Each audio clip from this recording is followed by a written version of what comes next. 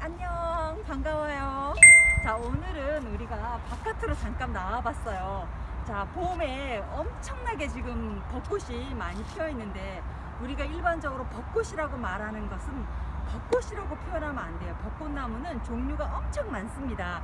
이제 우리가 뭐 서울의 윤중로라든가 많은 뭐 진해 벚꽃놀이 갈 때 벚꽃이 있잖아요. 그것은 왕벚나무라고 하는 게 정상적인 명칭이에요.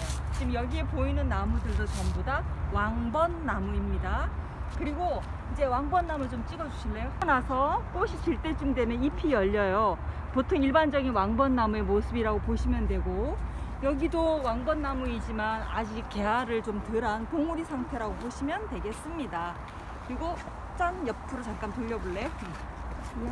자, 얘는 뭐지, 벌써 꽃이 다 졌나 싶겠지만 왕벚나무이기도 하고 산벚나무라는 게 있어요. 산벚나무는 잎하고 꽃이 한꺼번에 같이 열린다고 생각하면 되고, 이제 서울 중부지방에는 없지만 좀 아래 지방이나 이런 데 가면 좀 일찍 피는 뭐 올벚나무라든가 이런 벚나무의 종류가 굉장히 많습니다.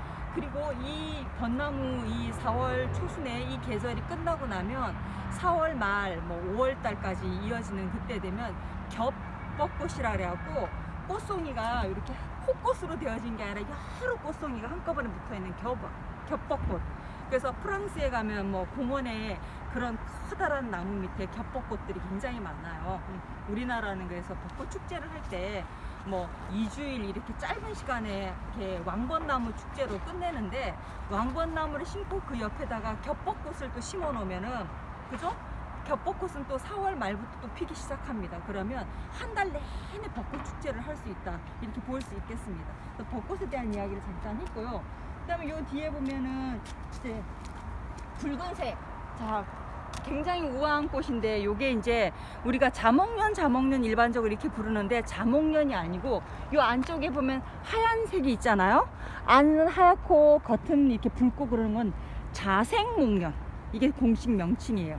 자목련은 겉에도 빨갛고 안에도 빨간 게 자목련. 그래서 얘는 자색목련이다, 이렇게 보시면 되겠습니다. 그리고 주변에 보면 이제 이 자색목련보다 먼저 피고 요즘은 거의 졌어요. 그 백색으로 되어진 목련이 있거든요. 그거는 백목련, 이렇게 부르는 백목련. 그 다음에 우리가 목련나무 그러는데, 일반적인 목련나무는 우리 주변에서 볼 수 없어요. 그거는 산에 가야 보거나 남부지방에 가야 보거나, 이렇게 일반적으로 그 목련나무는 꽃이 이렇게 크지 않습니다. 그래서 이것도 공식 명칭은 자색목련. 일반적으로 우리가 공원이나 이런 데서 보는 하얀 목련은 백목련. 그냥 목련나무는 우리가 볼 수 없다, 이렇게 보시면 되겠고, 목련나무도 이렇게 종류가 많아요. 백목련, 그냥 목련, 자색목련, 자목련, 그 다음에 별 모양처럼 생긴 별목련, 이런 것도 있고, 한박꽃이라 그래서 또 이제 한 6월 달쯤에 산에서 피는 향기가 굉장히 좋은 나무가 있어요.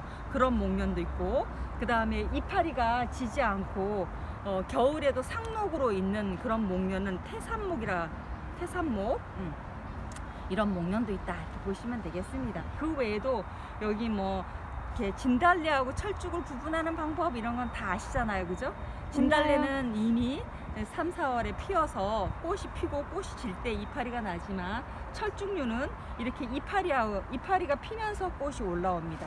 예, 여기 철쭉이에요. 그래서 철쭉의 꽃이 흰색이면 백색 철쭉이라고 하는 거죠. 안 핀 건가요, 아직? 예, 이게 철쭉나무입니다. 아무것도 없는데? 없지만 꽃 봉우리가 있고, 이 철쭉나무는 특이하게 요 꽃봉우리가 요 가지 끝에, 여기를 가지 끝을 정단이라고 해요. 요 정단에서만 꽃봉우리가 생깁니다. 근데 벚나무는 보시면 어때요? 요 끝에서만 생기는 게 아니라 이 옆에서도 다 이렇게 꽃이 생기잖아요, 그죠? 측 이런 거 갖다 측아라 그러거든.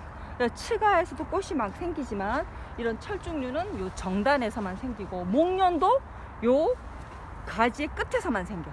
요 가지 끝에서만 딱딱 생기는 걸 볼 수 있습니다. 그런 게 차이가 있다, 이렇게 볼 수 있겠죠. 그 다음에 뭐 흔히 보는 뭐 여기 개나리. 자, 우리가 보는 개나리도, 야생 개나리는 우리가 모든 염색체는, 생물의 염색체는 2배체인데, 이렇게 조경용으로 나오는 진달래는 4배체, 그러니까 염색체를 더블링했다 이렇게 보시면 돼요. 우리 우장춘 박사가 씨 없는 수박을 어떻게 만들었죠?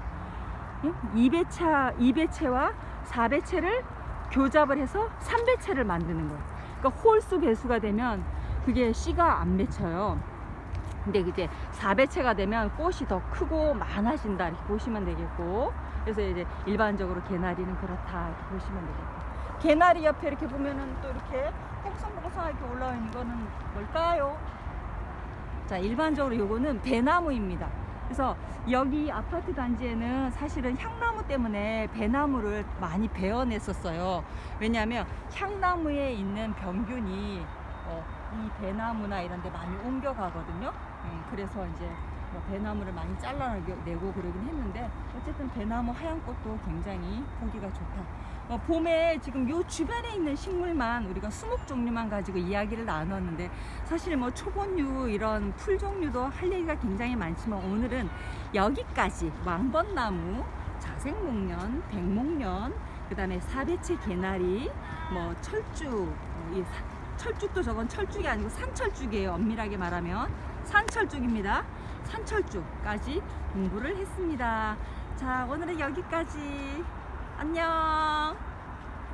벚나무는 꽃잎이 이렇게 5개인데 요 끝에가 이렇게 쏙쏙 갈라져 있잖아.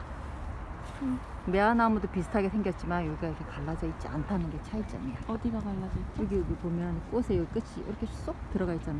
아, 여기.